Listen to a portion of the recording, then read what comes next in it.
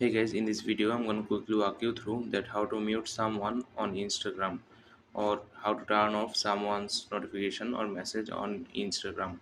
So what you need to do first is open up your Instagram account. Okay, after that you have to go on home, then you have to go on your message option. You have to find the person that you want mute.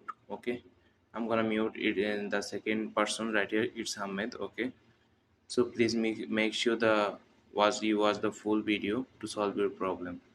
After that you have to click on the person's profile like that. You have to just tap on it.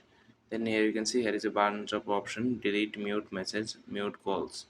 If you want to mute this person's message, you have to click on mute message. If you want to mute this person's calls, you have to click on the last option. After clicking the last option, you can see here is a time list. In here you can tap on any option right here. I'm gonna click on until I change it. After I click on it, this person's will be mute on my Instagram.